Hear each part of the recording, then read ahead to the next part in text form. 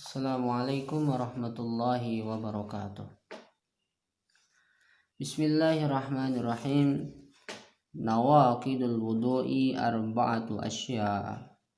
Al-awwalu al-khariju min ahadis sabilaini min qubulin aw dubrin rihun aw ghairuhu illa al-maniyah. Asani zawalul aqli binaumin aw ghairihi illa nauma qa'idin mumakkinin maq'adahu minal ard. Asalisu iltiqa'u basharata rajulin wa imra'atin kabiraini ajnabiyaini min ghairi ha'ilin. Ar-rabi'u massu qubulil adamiyyi aw halqati duburihi bibatnir rahati aw butunil asabi'i.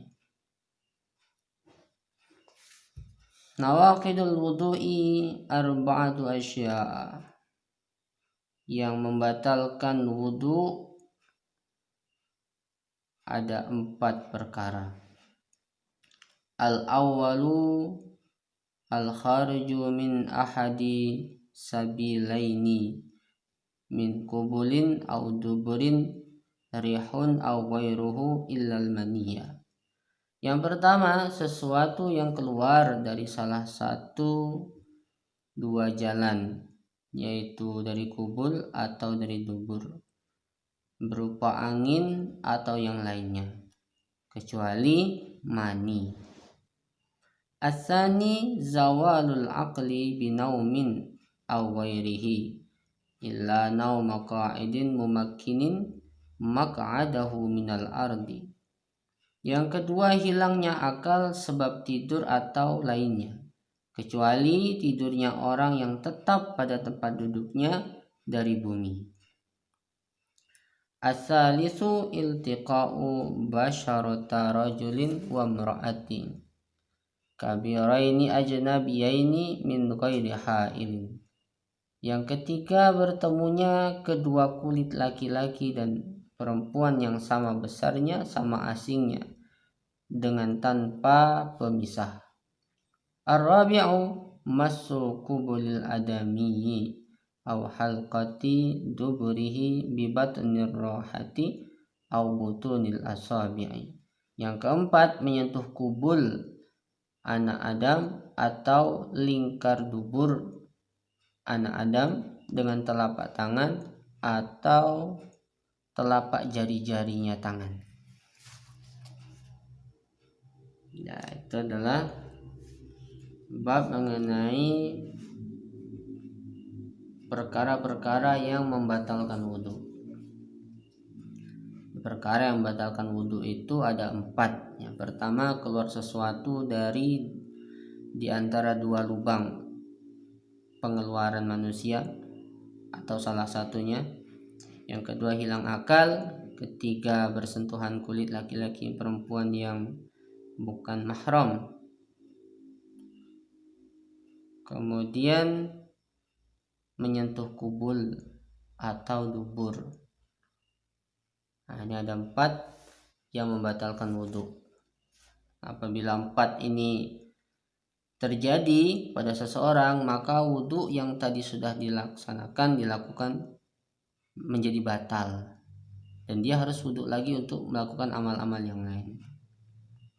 Apa saja? Yang pertama, keluar sesuatu dari 2 jalan pengeluaran atau salah satunya, dari kubul ataupun dari dubur. Apa saja yang keluar? Apakah itu kotoran? Batal. Cairan, kencing, batal. Angin, batal. Yang tidak batal itu mani. Seandainya pun manusia itu misalkan bertelur, dia keluar telur, ya batal juga. Atau keluar sesuatu yang berharga, emas, permata, kalau dari 2 jalan pengeluaran itu keluarnya batal tetap. Nah, itu. Jadi setiap sesuatu keluar dari dua jalan pengeluaran itu, maka wudhu menjadi batal. Yang kedua, hilang akal. Hilang akal dengan sebab tidur ataupun yang lainnya. Maksudnya hilang akal di sini adalah dia tidak tahu lagi dengan kondisi sekelilingnya, sudah hilang. Nah, pengetahuan dia akan sekelilingnya itu hilang, bahkan pengetahuan dia terhadap dirinya sendiri sudah hilang. Sehingga ini orang ini kalau sudah begini ini dia tidak tahu lagi apakah dia buang angin, apakah dia ini melakukan hal-hal yang lain, dia tidak tahu lagi, maka hilang akal ini membatalkan wudhu. Contohnya tidur. Orang yang tidur itu tidak mengetahui kemana tangannya, kapan dia buang angin, bahkan yang ngompol pun dia tidak tahu lagi. Tahu-tahunya bangun sudah basah aja. Nah, gitu ya. Maka itu membatalkan wudhu. Tidur.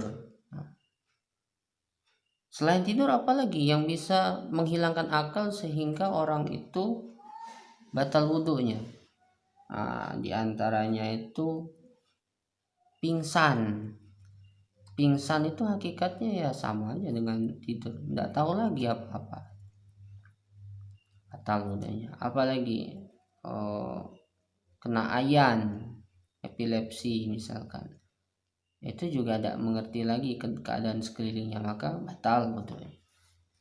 Apalagi mabuk, orang mabok lo minum pun tidak tahu lagi dia kondisi sekelilingnya itu, cuman gayanya aja jalan sana sini, marah sana sini, sebenarnya akalnya itu sudah hilang, akalnya tidak tahu lagi. Kemudian apalagi contohnya ya kesurupan juga ada kan, tidak tahu lagi, maka batal karena akalnya sudah hilang. Kecuali orang yang tidur tetap pada tempat duduknya di bumi, maka yang duduk mematamkan duduknya. Nah, ini asalkan dia tidak gerak-gerak kanan kiri itu ya tidak batal. Tapi kalau dia goyang berarti kan sudah tidak mantap lagi duduknya itu, maka batal. Nah, kalau misalkan kita ini seringnya itu di setelah Jumat ya. Di setelah Jumat itu sambil nunggu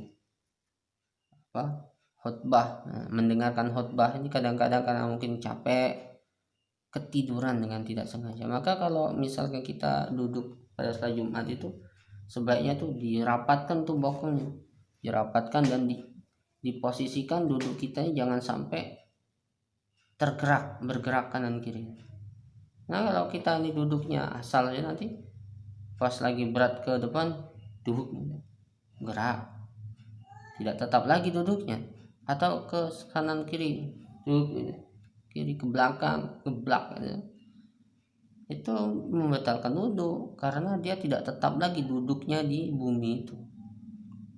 Maka kalau orang itu merasa tidur, kok tidurnya itu sampai dia tidak tahu lagi kondisi sekeliling ketika setelah Jumat, ketika khutbah, maka baiknya wudhu aja lagi. Ketika selesai khutbah, khotibnya turun, dia merasa tidur dan tidurnya itu menghilangkan akalnya, sebaiknya wudhu aja lagi daripada batal tidak ketahuan. Kanan kirinya itu tahu, nanti melihat bahwa dia ini batal. Nah, kita yang merasa pede aja itu langsung sholat, tidak tahu padahal batal, bahaya seperti itu. Maka sebaiknya dianjurkan segera wudhu sebelum melaksanakan sholatnya. Nah, kalau batal ini gara-gara kita tidur duduknya gini-gini selama sholat Jumat, ya menjadikan sholatnya itu tidak sah, karena sholatnya tanpa wudhu, wudhunya batal karena hilang akal. Yang ketiga, bertemu kulit laki-laki dan perempuan yang bukan mahram yang sama besar.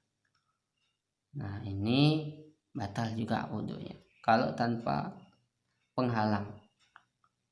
Kulit ketemu tanpa penghalang, sama-sama sudah besar, bukan mahram, batal.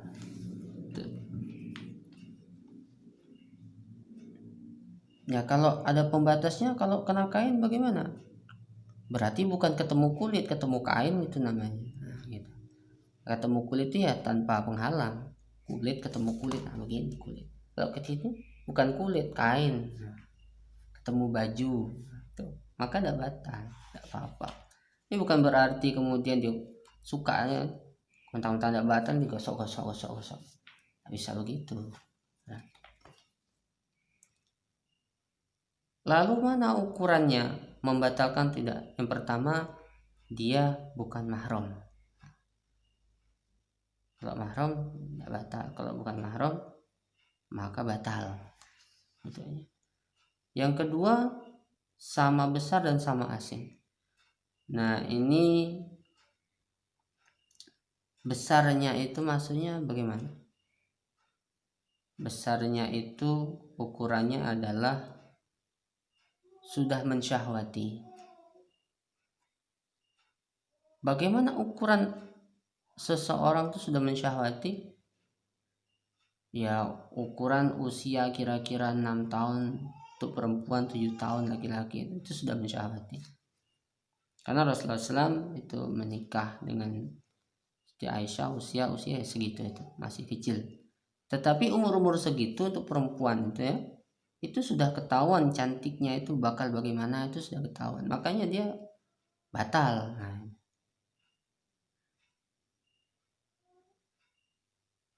usia sudah mensyahwati. Ini untuk kehati-hatiannya itu bagusnya begitu. Jadi kalau dengan anak kecil ya sudah, kalau bukan mahram tidak usah dipegang-pegang, nanti batal wudunya secara hukum begitu. Kemudian apakah ada di badan kita ini yang bukan kulit yang kalau ketemu tidak batal wudunya? Ada. Ada rambut, ada kuku. Nah, kuku ketemu kuku ya bukan kulit, tidak batal. Kemudian rambut ketemu rambut ya juga tidak batal. Nah, bukan kulit kan? Ya begitu. Kemudian yang keempat, menyentuh kubul ataupun dubur anak Adam. Nah, kubul atau dubur anak Adam. Menyentuh kubulnya manusia atau duburnya manusia dengan telapak tangan, dengan batinnya tangan, maka batal. Dengan batinnya ini yang putih ini, ini batin tangan ini. Nah, sampai sini. Ini kalau kemudian terkena menyentuh dari kubul atau dubur maka batal wudunya. Ini namanya telapak tangannya ini ya, batinnya tangan. Baik kubulnya manusia dia sendiri, kubulnya dia sendiri atau kubulnya orang lain. Baik duburnya dia sendiri maupun duburnya orang lain. Baik yang mahram ataupun yang bukan mahram. Batal. Asalkan ketemu tangannya yang menyentuh dubur manusia anak Adam maka batal. Nah, ini adalah hal-hal yang dapat membatalkan wudu. Ada 4. Yang pertama, keluar sesuatu dari 2 lubang. Yang kedua, hilang akal. Yang ketiga, bersentuhan kulit yang bukan mahram sama besar. Kemudian menyentuh kubul atau dubur dengan telapak tangan atau batin tangan. Batal wudunya. Apabila seseorang melakukan keempat hal ini atau salah satu dari 4 hal ini, maka wudu batal dan harus wudu lagi untuk mengerjakan amal-amal yang wajib ada wudunya. Demikian, subhanakallahumma bihamdika asyhadu an la ilaha illa anta astaghfiruka wa atubu ilaik. Assalamualaikum warahmatullahi wabarakatuh.